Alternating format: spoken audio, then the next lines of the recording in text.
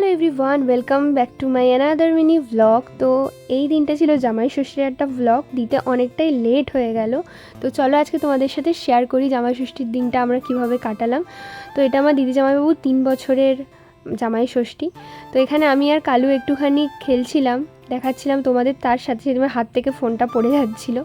এর কিছুক্ষণের মধ্যেই আমার দিদি আর জামাইবাবু চলে এসেছিলো। তো এখানে মা জামাই ষষ্ঠীর যে নিয়মকানুনগুলো আছে ফোঁটা দেওয়া সেটা শুরু করে দিল। আর এই বড় কাঁঠালটা জামাইবাবু এনেছিল বয়ে বয়ে, তো আর এনেছিল সাথে এতগুলো আমগুলো খেতে দারুণ ছিল।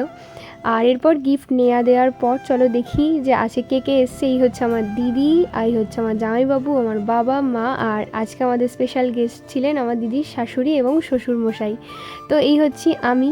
তো এরপর আমার মা দিদি সবাই মিলে এখানে খাবার দাবারগুলো গুছিয়ে দিল। মেনুতে অনেক খাবার ছিল, চলো তোমাদেরকে বলি।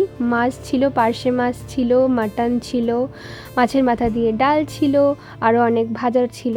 তো আমি এখানে ব্যাগ গুছাচ্ছি, আমি আজকে একটা জায়গায় বেরোবো বলে। তো কোথায় বেরোবো সেটা তোমাদের একটু পরেই বলবো বা নেক্সট ব্লগে বলবো। তো তারপর আমি খেয়ে নিলাম আমার প্রিয় প্রিয় খাবারগুলো। মাছ খেলাম, মাছের মাথা দিয়ে ডাল খেলাম। আর চলো এবার রেডি হওয়া যাক, কারণ আমার ট্রেন আছে। তো এই যে আমি রেডি হয়ে গেছি, আর কোথায় যাচ্ছি সেটা দেখাবো নেক্সট ব্লগে। ওকে, বাই।